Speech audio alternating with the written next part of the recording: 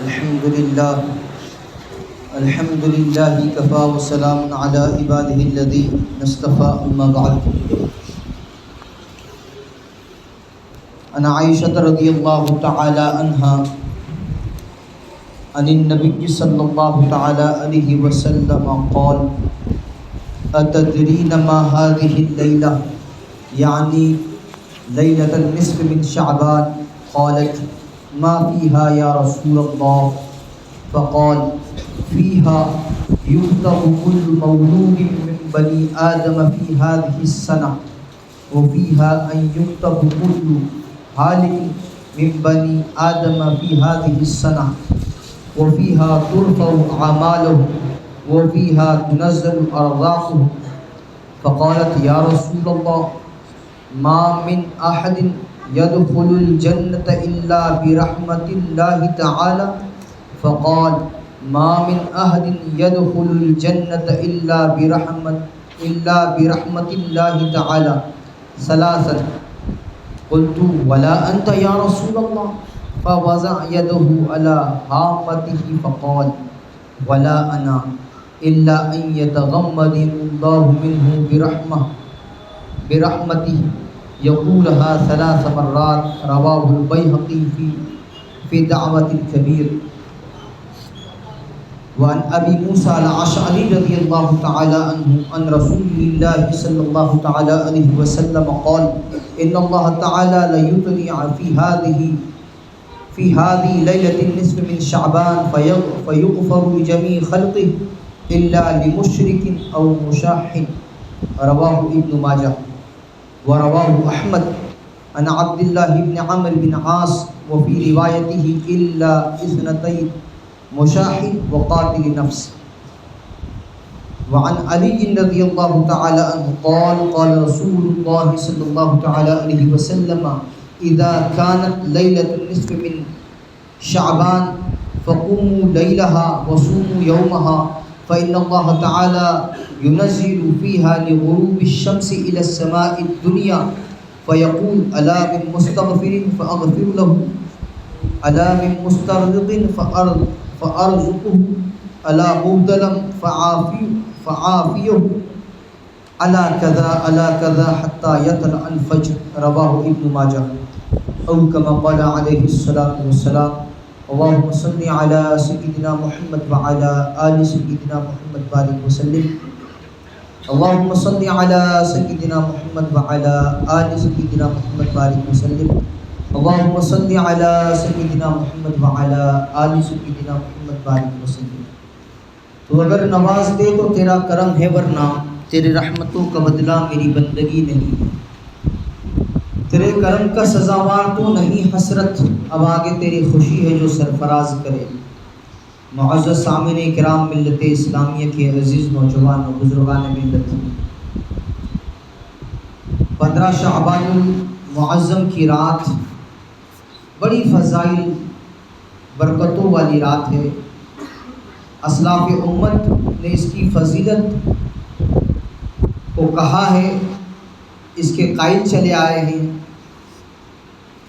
اور اسی مناسبت سے اس کو شب برأت کہتے ہیں، اس لیے کہ اس رات لا تعداد انسان رحمت باری تعالیٰ سے جہنم سے نجات پاتے ہیں. بہت تیزی کا زمانہ ہے، انٹرنیٹ میں چیزیں بہت تیزی سے وائرل ہوتی ہے. الگ الگ چیزیں، الگ الگ باتیں آپ نے بھی سنی ہوگی اس شب سے متعلق. 3 گروہ ہیں، 3 جماعتیں ہیں، 3 نظریے کے لوگ ہیں. پہلا نظریہ افراط والا، دوسرا نظریہ تفریط والا، اور تیسرا معتدل نظریہ جو افراط اور تفریط سے پاک نظریہ ہے، پاک سوچ ہے. تفریط والا غیر مقلد جو خود کو اہل حدیث کہتے ہیں، سلفی کہتے ہیں، وہ احباب سرے سے احادیث مبارکہ جو اس رات کی فضیلت میں وارد ہوئی ہیں اس کے قائل ہی نہیں مانتے. ضعیف کہہ کے ساری حدیثوں کو نعوذ باللہ نکار دیتے ہیں. عام راتوں کی طرح ایک رات ہے، ایسے ہی اس کو گزار دینا چاہیے. اور افراط والے لوگ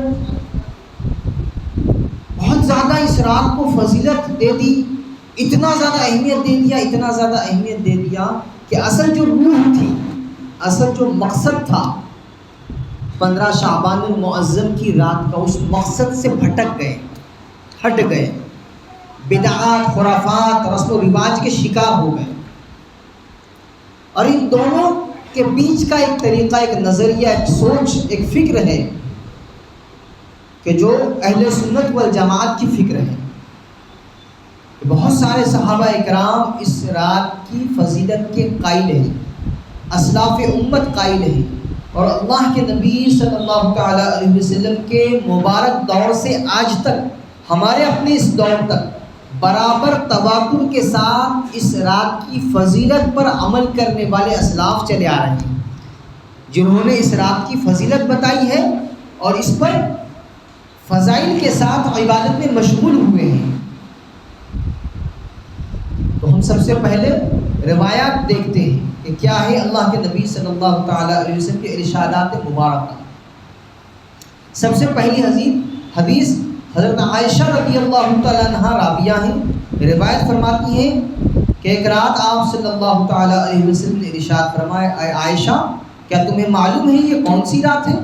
میں نے عرض کیا اللہ اور اس کے رسول زیادہ جانتے ہیں۔ آپ صلی اللہ تعالیٰ علیہ وسلم نے فرمایا یہ شعبان کی 15ویں رات ہے، اس رات اللہ رب العزت اپنے بندوں پر نظر رحمت فرماتے ہیں، بخشش چاہنے والوں کو بخش دیتے ہیں، رحم چاہنے والوں پر رحم فرماتے ہیں، اور بغض رکھنے والوں کو ان کے حال پر چھوڑ دیتے ہیں۔ شعب الایمان للبیہقی حدیث نمبر 3554 نمبر کی روایت ہے۔ علامہ سیوطی نے بھی اس روایت کو اپنی کتاب میں جگہ دی ہے۔ دوسری روایت حضرت ابوبکر صدیق رضی اللہ عنہ سے روایت ہے، حضرت صلی اللہ تعالیٰ علیہ وسلم کی 15ویں رات آسمان دنیا کی طرف نزول فرماتے ہیں۔ آپ صلی اللہ تعالیٰ علیہ وسلم نے ارشاد فرمایا اللہ تعالیٰ شعبان کی 15ویں رات آسمان دنیا کی طرف نزول فرماتے ہیں، اس رات ہر ایک کی مغفرت کی جاتی ہے سوائے اس شخص کے جو اللہ کے ساتھ شریک ٹھہرائے، یا وہ شخص جس کے دل میں کسی مسلمان کے خلاف کینہ بھرا ہوا ہو۔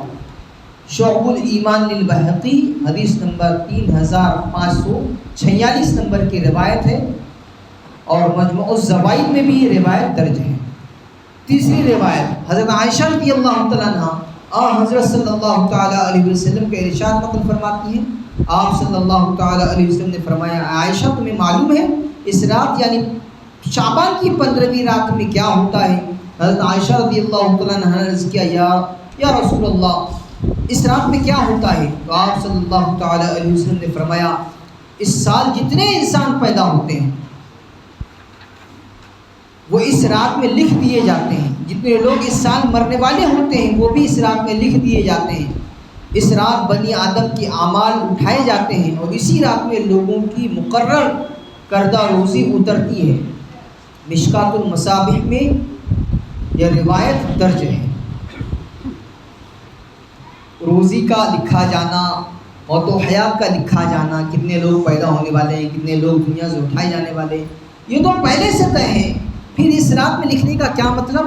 تو اس کی تفصیل بتلاتے ہیں حضرت مولانا الیاس گنبد صاحب کہ سال بھر کا جو ڈیٹا ہے، سال بھر کا جو طے شدہ کہ اس سال جتنے لوگ پیدا ہونے والے ہیں ان کی فہرست، اس سال جتنے لوگ دنیا سے جانے والے ہیں ان کی فہرست، اس سال ہر بندے کی جو رزق کی مقرر کردہ مقدار ہے وہ فرشتوں کو سپرد کر دی جاتی ہے، دے دی جاتی ہے، سال بھر کا ڈاٹا ان کو دیا جاتا ہے۔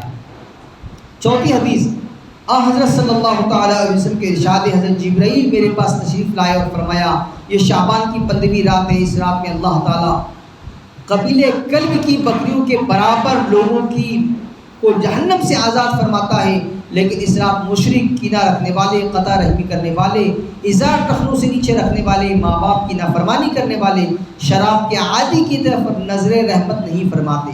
شعب الایمان للبیہقی کی روایت ہے، حدیث نمبر 3556۔ یہ احادیث ذکر کی گئی۔ اب جانیے اکابر امت کا اس میں کیا کہنا ہے۔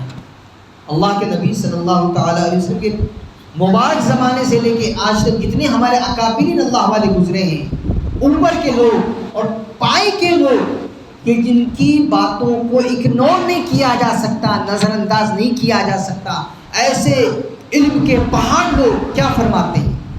جلیل القدر تابعی حضرت عطا بن یسار رحمۃ اللہ علیہ فرماتے ہیں لیلۃ القدر کے بعد شعبان کی 15ویں رات سے زیادہ افضل کوئی رات نہیں۔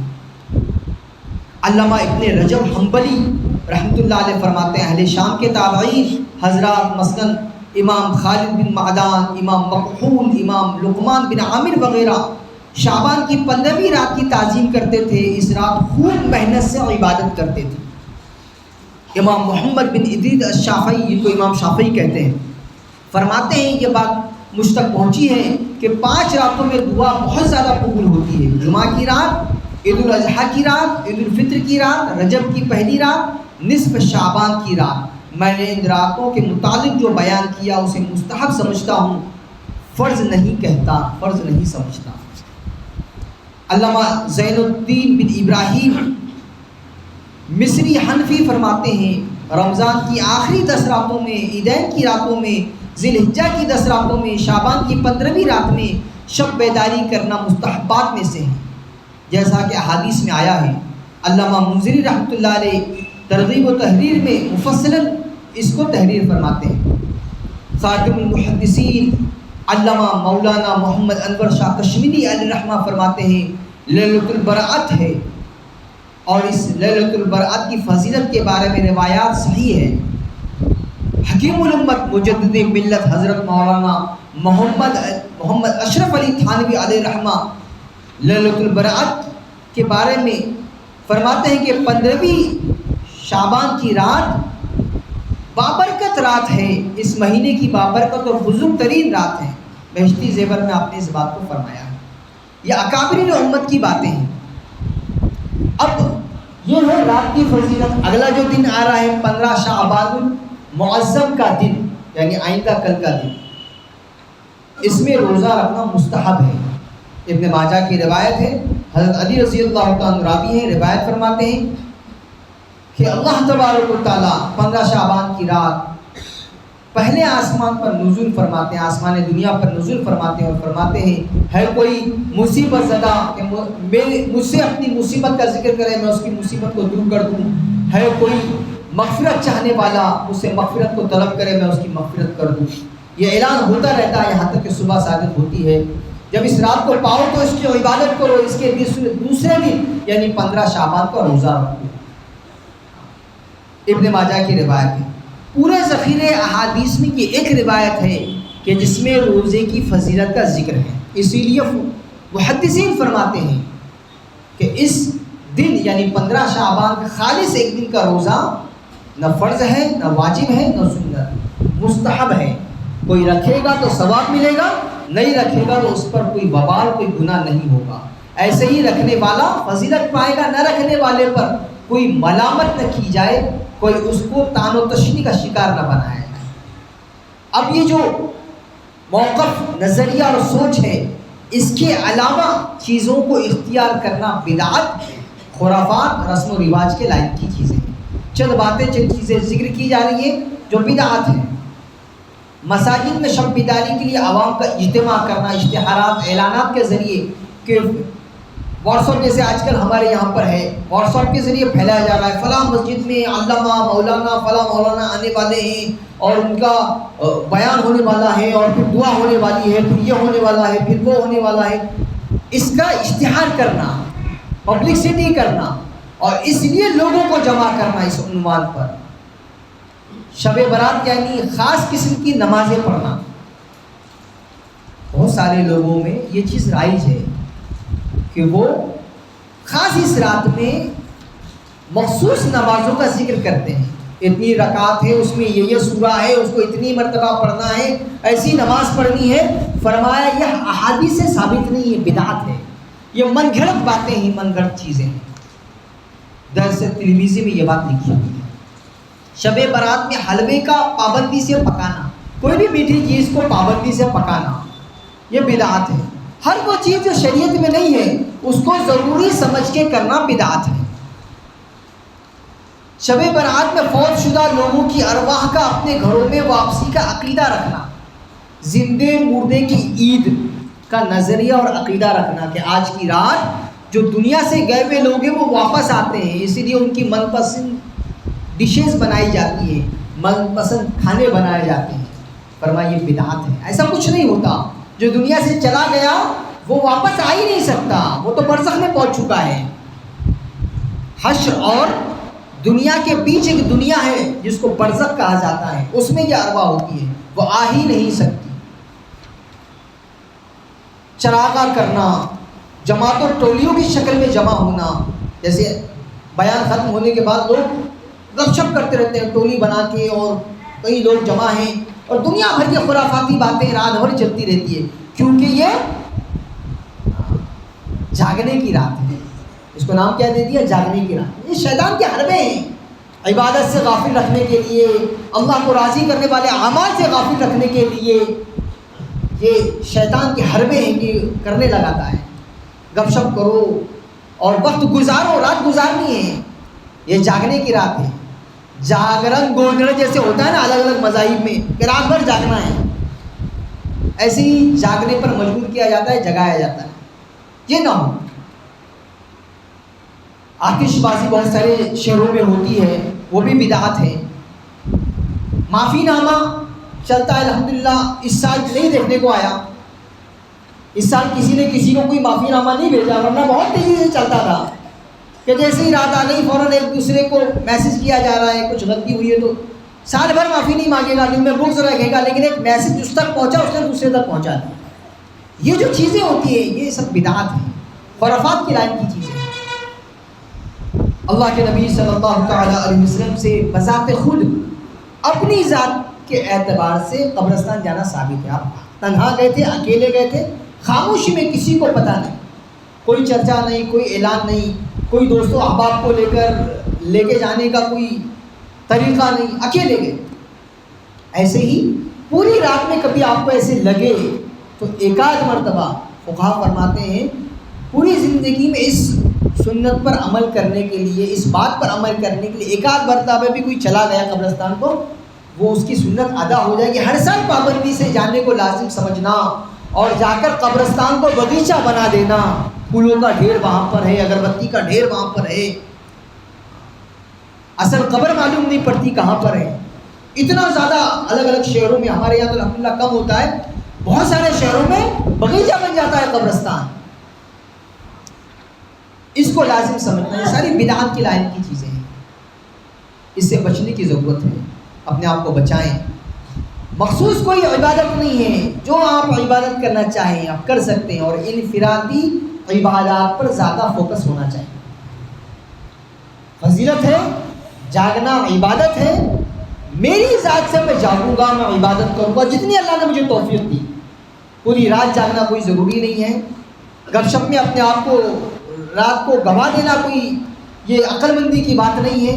انفرادی عبادات پر فوکس ہو کہ میں اپنی ذات سے عبادت کروں چاہے جتنی ہو جائے، اور بہت اچھا اور سنہرا موقع ہے کہ آپ اپنے گھر والوں کو لے کر ان کو فضیلت بتا کر اس رات میں ان کے ساتھ جاگیں، عبادت ہو، اور جاگنا نہ ہو، عبادت ہو، اس رات کو عبادت بنایا جائے، اللہ کی رضا کا ذریعہ بنایا جائے۔ اور 15 شعبان کی رات میں فضیلت بتلا کر لوگوں کو آگاہ کیا جا رہا ہے، باخبر کیا جا رہا ہے، یہ ہمارے لیے بہت خیر کی چیز ہے، بہت خیر کی بات ہے کہ عین رمضان المبارک آنے سے 14 یا 15 دن پہلے یہ رات رکھی گئی ہے الارم کے طور پر یا دہانی کے طور پر، کہ مجمع جمع ہوگا یا لوگ جب فضیلت کو جانیں گے تو معلوم ہوگا کہ ابھی قریب میں رمضان آ رہا ہے۔ یہاں سے ہمارے رمضان المبارک آنے کی الٹی گنتی شروع ہو گئی۔ آپ دیکھتے ہوں گے الگ الگ جگہوں پر جب کوئی بہت ان کے حساب سے جب کوئی بہت اہم چیز آنے والی ہوتی ہے تو اس کی کاؤنٹنگ شروع کر دی جاتی ہے، ابھی 5 گھنٹے باقی، ابھی 4 گھنٹے باقی، ابھی 3 گھنٹے باقی، 2 گھنٹے باقی، 1 گھنٹہ باقی، اتنے سیکنڈ، اتنے منٹ باقی، کاؤنٹنگ شروع کی جاتی ہے۔ تو ہم رمضان المبارک کے لیے ابھی ہماری الٹی گنتی شروع ہو گئی کہ رمضان آنے والے، اس کے لیے تیار رہیں، یہ جو 14-15 دن ہیں ہم رمضان المبارک کی تیاری میں اس کو لگائیں اور پوری طریقے سے رمضان کے لیے تیار ہو جائیں.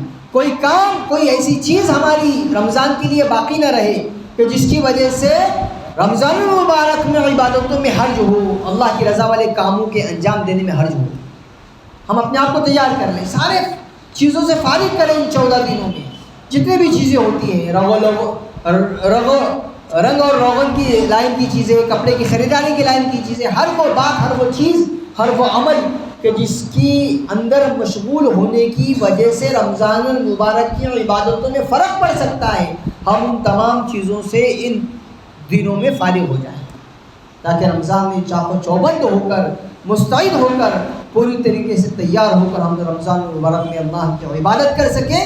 سال میں ایک مہینہ ایسا اللہ تبارک و تعالیٰ کی جانب سے ہم کو عطا کیا جا رہا ہے کہ جس کی آرزو، جس کی تمنا نبی اکرم صلی اللہ تعالیٰ علیہ وسلم نے فرمائی ہے کہ اللہ مجھے رمضان تک پہنچا دے، میرے رجب اور شعبان میں برکت عطا فرما، رمضان تک پہنچنا مقدر ہے. رمضان کو پانے کی آرزو بہت بڑی بات ہے کہ یہ چیز ہم کو ملی ہے. آنے والے دنوں کو ہم غنیمت جانیں اور رمضان کے لیے اپنے آپ کو تیار کر لیں.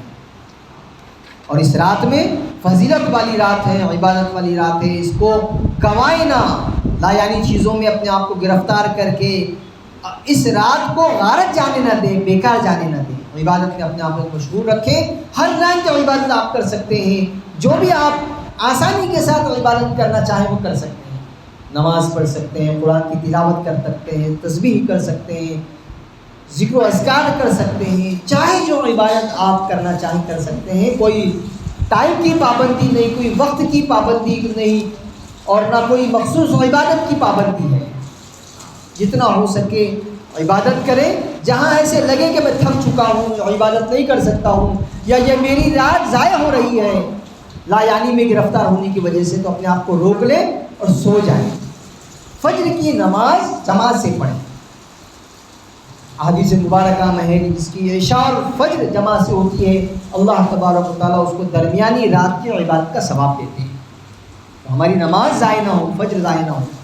پوری رات جاگنے کے بعد آخری حصے میں آنکھ لگ گئی اور فجر ہی کھل گئی، کیا کام کیا ایسی. اور یہ جو مستحب کی یہ لائن کی چیزیں ہیں، ہم جو نمازیں پڑھیں گے، عبادت کریں گے، یہ نوافل میں ہیں، یہ نفل چیزیں ہیں.